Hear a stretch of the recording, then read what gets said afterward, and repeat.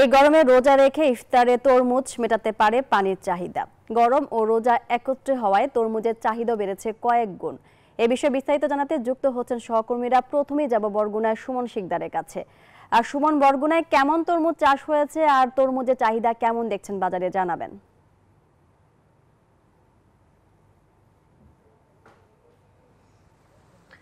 ধন্যবাদ মাহমুদ আপনাকে। আপনি যেমনটি বলছিলেন যে গরম এবং রমজান এই দুটি মিলিয়ে কিন্তু বরগুনায় ব্যাপক পরিমাণে তরমুজের চাহিদা বৃদ্ধি পেয়েছে এবং শুধু বরগুনা নয়, আমি যদি বলতে চাই যে রাজধানী ঢাকা সহ সারা দেশের যে বিভিন্ন অঞ্চল রয়েছে, যে অঞ্চলগুলোতে মানুষ তরমুজ খেতে পছন্দ করে, সেই অঞ্চলগুলোতে কিন্তু আসলে তরমুজের চাহিদা বৃদ্ধি পেয়েছে। এবং আপনি জানেন যে বরগুনা হচ্ছে তরমুজ উৎপাদনে কিন্তু সারা দেশের মধ্যে দ্বিতীয় অবস্থানে রয়েছে এবং এই বরগুনার তরমুজই কিন্তু দেশের বিভিন্ন প্রত্যন্ত অঞ্চলে বিক্রি হয়ে থাকে।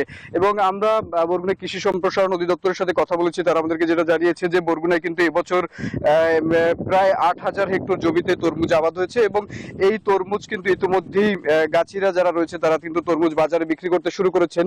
এবং আমরা আরো একটু বিষয়ে এখানকার কৃষকদের সাথে কথা বলেছিলাম, তারা আমাদেরকে যেটা জানিয়েছে যে এবছর যে তরমুজের চাহিদা এবং বাজার দরে দুটো মিলে কিন্তু তারা ব্যাপক খুশি হয়েছে, কারণ কি চাহিদা অনুযায়ী তারা তরমুজ সরবরাহ করতে পারছে এবং সেই অনুযায়ী কিন্তু কৃষকরা দাম পাচ্ছে। আমার সাথে কয়েকজন কৃষক উপস্থিত রয়েছে, আমরা একটু কথা বলতে চাই তাদের সাথে যে এবছর তরমুজের উৎপাদন কেমন বরগুনা এবং কি পরিমাণ জমিতে আপনারা তরমুজ আবাদ করেছেন এবং এখন পর্যন্ত দাম নিয়ে আপনারা কেমন বোধ করছেন?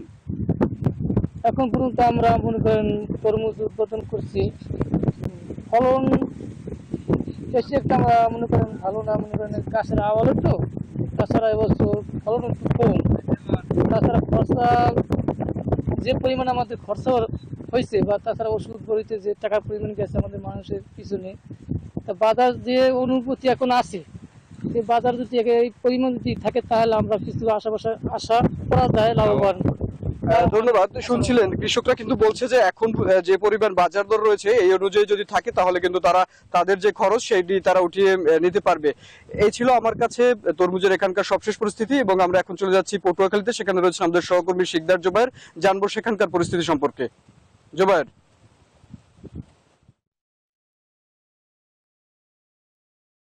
যেমনটা বরগুনার খবর জানিয়েছিলেন, পটুয়াখালীতেও কিন্তু তরমুজ উৎপাদন হয়েছে তুলনামূলক অনেক বেশি, বিশেষ করে 28,000 হেক্টর জমিতে তরমুজ উৎপাদন হয়েছে। পটুয়াখালী জেলার বেশিরভাগ মানুষ কিন্তু কৃষি ও মৎস্য পেশার উপরে নির্ভরশীল, আর কৃষি পেশায় সবচেয়ে বেশি মানুষ নির্ভরশীল। বিশেষ করে প্রতি বছর তরমুজ চাষ করে থাকেন এখানকার কৃষকরা। এবছরও তরমুজের উৎপাদন ভালো হয়েছে। আমরা একটা ক্ষেতে রয়েছে, এখানে আমরা দেখেছি যে ব্যাপক পরিমাণ তরমুজের এখন ফলন হয়েছে। আমরা কৃষকের সাথে কথা বলবো। আপনি গত বছর তরমুজ উৎপাদন করেছেন কিনা, গত বছর তুলনায় এবছর তরমুজের ফলন কেমন হয়েছে? গেল বছরের চাইতে এবছর তরমুজের ফলন অনেক ভালো, কারণ এবছর আবহাওয়া খুব ভালো, এই জন্য তরমুজের ফলনও ভালো। আমরা এবছর আমি প্রায় 44 হেক্টর জমিতে তরমুজ দিছি। আমি এক গাড়ি ইতিমধ্যে পরশুদিন কাটছি এবং এক গাড়ি আমি নৌকা পাঠাইছি, 2,60,000 টাকা বিক্রি করে আমার জামাই আসতেছে। আর এখন বর্তমানে আমার খেতে এই সাইজের তরমুজ, প্রচুর তরমুজ আছে। আমি রোজার 5 বা 6 রোজা বা 7 রোজার ভিতরে আরও হয়তো 3-4 গাড়ি তরমুজ আমি কাটতে পারবো ইনশাল্লাহ। ভালো লাভ। হ্যাঁ, এখন 1600 টাকা মন বিক্রি করে আইছে, 40 টাকা কেজি পার কেজি। ধন্যবাদ।